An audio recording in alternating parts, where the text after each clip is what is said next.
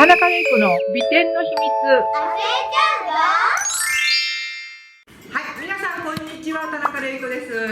今日はなんだかよくわかんないんですけど、インタビュー受けます。ただ何のインタビューだかわかんないんですよ。本当にいつものようにぶっつけ本番でいきます。ですから皆さんちょっとガタガタするかもしれないけど楽しんでみてください。では始めましょうか。よろしくお願いします。はい。早速なんですけど、私先生の YouTube 拝見してて、こう美容のハウトゥーどうやって、顎の下の肉を取るかとか、足を細くするかとか、いろいろあると思うんですよね。でそれはすごくためになるし言いたいんだけど、先生ってもうこの通り独特じゃないですか、キャラクターが。皆さん多分 YouTube ご覧になってる方もご存知だと思うんですけど、先生のね、もう40年以上この下北沢で参加されてると思うんですけど、美学ってあると思うんですよ、たくさん美容に関する美学。そう、それないと40年以上このお仕事で第一線をね走ってこられないと思うんですよ。だから美学、そう、先生の美学とかどういう美意識で美意識を持ってやってるかっていうのをすごく知りたいなと思ったんですよね。美ってことですかね、美学。そう、先生はどういう意識でその美容に対して向き合ってるのかとか、そういうことをぜひ聞きたい。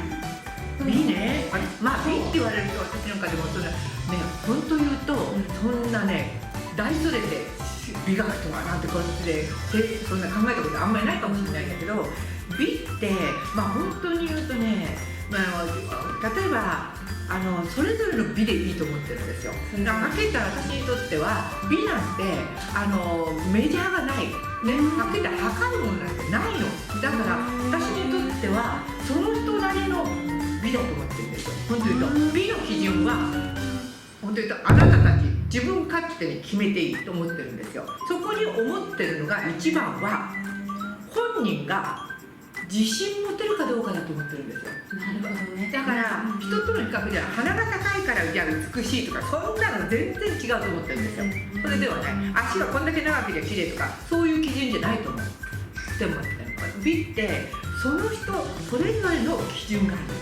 絶対そう思ってるんで、私にとっては美ってね、その人が持って生まれた体にとって最高に何ていうのかな、心地よく、それから快適に動ける、それからその人にとって一番何ていうかしら正常、一番何ていうかしらもう本当に本来の姿に戻るのが私は本当の美だと思う。だから人との比較では絶対ないと思う。美は人との比較じゃない。これは私は絶対思う。それぞれがみんなが自分の美ってのを自分で決めている。人との比較じゃないよ。だからこれ勝手に言わせてもらうと、だからよく言うんだけど、自分に対して美でもいい、それね、自信持つことはすごく綺麗。自信持つところにみんな行ってほしいんですよ。ただうぬぼれは綺麗じゃない。うぬぼれたら絶対綺麗じゃないって思ってるの。だからきっとね、これが何で思ったかっていうと、最近思ったんですけど、美に対して自信が持てるってことは人との比較じゃなくて自分の中の問題なんですよ。だから自分に自信が持てた時が絶対綺麗。でもうぬぼれっていうのは人との比較なんですよ。人と比較して私は私の方が優秀よ、勝ってるわよって、その人との比較でやるから、それがうぬぼれ、綺麗じゃない。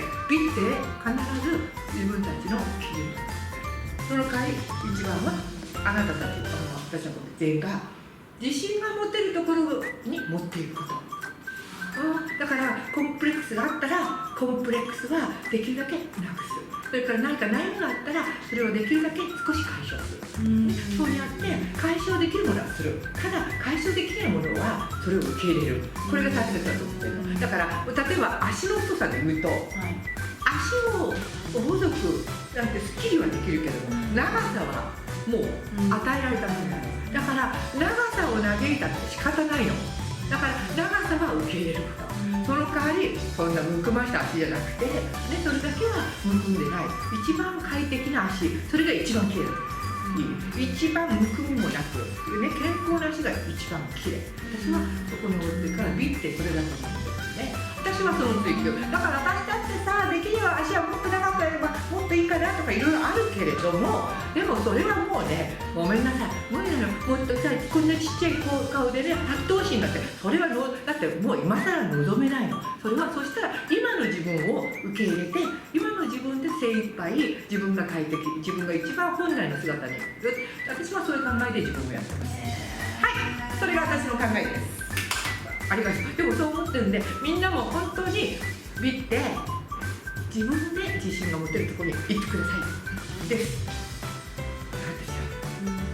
先生、その考えっていつからそういうきっとかなり前から基本的にあったと思う。それを自覚し始めたのはお客さんにね、自信持つことは綺麗だけど、うぬぼれ綺麗じゃないよ、もううぬぼれてる、もうへへへうぬぼれてる連中に鼻高だから私言ってポンと鼻を落としたいぐらいって言ってる。だからそういった時になんでうぬぼれと自信が違うんだろうと思った時に、人との比較しちゃうとそれがうぬぼれになっちゃう。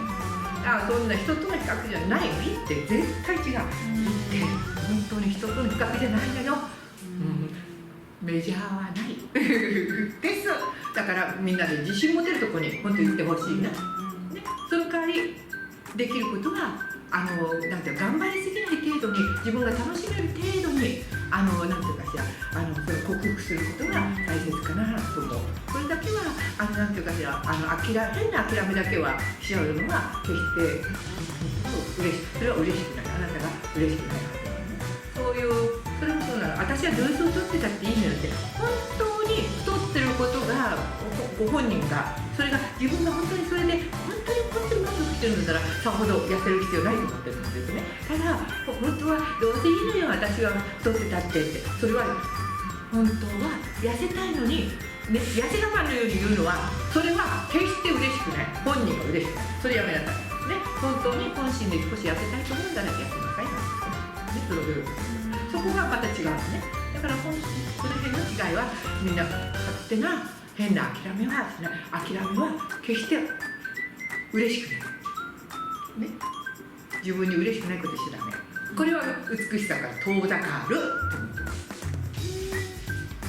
はい、そんな感じなんですよ。だから皆さんそういう感じで基準を人との比較じゃなくって自分の中で自分の自信が持てるところに持ってってくれるのが一番いいと思います。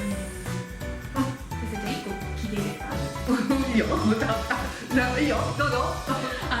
どんどん伸びてるよ。はい。若い子って、特にね、年齢が若ければ若いほど、その自分の外見に対してのコンプレックスを、こう人と比較しちゃうと思うんですよね。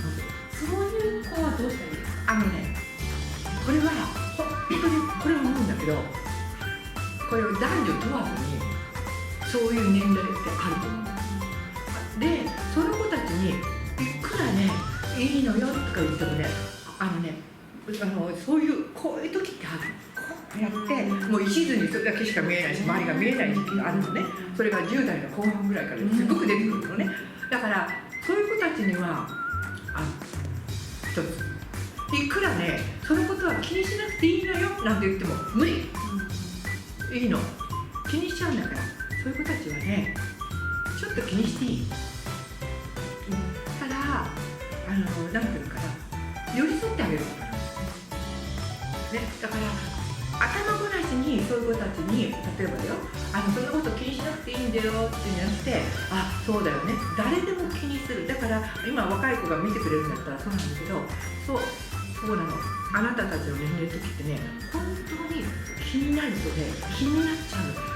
例えばね、もう自分よりエラがちょっと張ってるなと思ってもエラばっかり気にするのね。本当にそれはね、これ友達とか誰かから何そのエラばっか言われると、もうそれがもうねドラマのようになっちゃうのね。だからそれはあるの。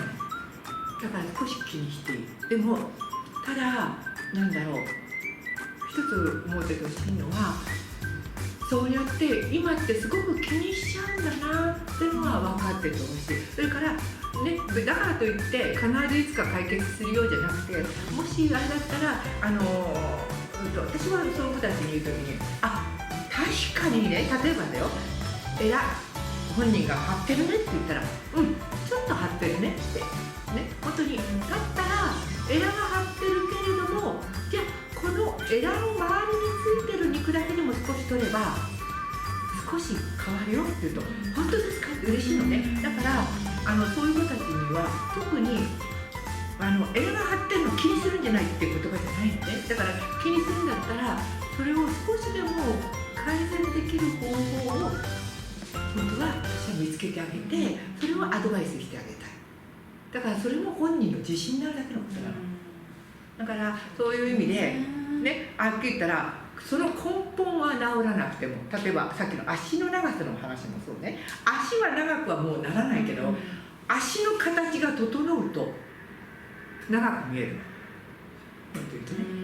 そう正直言ってね、私なんか本当言うと本当なんていうか胴と足の長さの対比では決して長くないの、本当言うと。だけどもヒップは垂らさない、ヒップを上げとく、足は細くする。そうすると相対的に短く見えないの、ね、だからそういう意味で変えられなくてもそれをなんていうのかしら、長さは変えられなくても形を変えることによって多少変えられるのよ。だからエラが張ってますって言ったら、エラの周りの肉、いらない肉だけは取るようにしましょう。そうするとそれだけでも少し改善するの、ね、そういうできる努力だけはちょっとする。そのアドバイスは私はそこを本当は皆さんに教えていきたい。それをこれからも絶対頑張って教えたいと思うわけだから、そうやって気にしてもいいけど、その対策ね、諦めるんじゃなくてできることだけはしましょうっていうのを一緒にやりたいと思ってます。そういうこといろいろあるの。ニキビができてても悩んじゃってってね、それも同じだから一日中考えてますからね。もうほとんどね、もうそれしか考えられないらしいのね。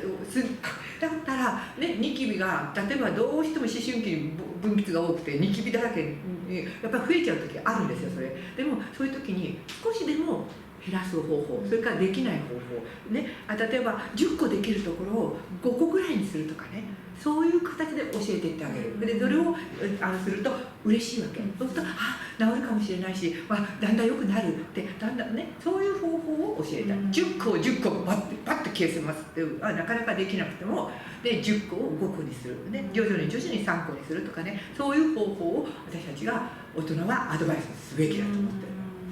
ね、そうやってなんていうか少しでも解決策、それと解決策が見つかるとね、なんていうかしら、希望が全くなかったところに希望が見えるの。本当に言うとね、美ってね、本当に言うと美の追求って言ってやっぱりなんていうか希望を与えることがまた美かもしれないと思う。本当はね、希望が見えた時に美ってくるような気がするのね。だから美イコール希望かもしれないのよなと思ってます。だから私は、皆さんに希望を与えるために美を材料にしてるかもしれないんですよ。美っていう手段を使って皆さんに希望を与えたいっていうのは本当は思ってるかもしれないんで、この仕事を続けてきたのがすごくそこにあるかもしれない。皆さんに希望、ね、かなり絶望の淵にあった子たちを希望に向かわせるっていうのがひょっとして美を材料にやってるんじゃないかなと思います。美とか健康っていうのが希望を与えるすごく大きな材料になると思ってるから、そういう仕事を絶対していきたいと思ってるし、それを目指してるからすごくでそれを教えてあげられた時にすっごく面白い、こっちも充実感、これやったみたいなね、一緒に喜べる、そうなの、それをやっている。それがまたさっきの話は全然だけど長く続けている一つのね、自分の何でしょうね、やりがいになってるのか、すごくもう生活の一部、自分のなんていう生きる生き様の一つ、ね、そういうことかもしれないね。それが面白くてやってるかもしれないなと思ってますです。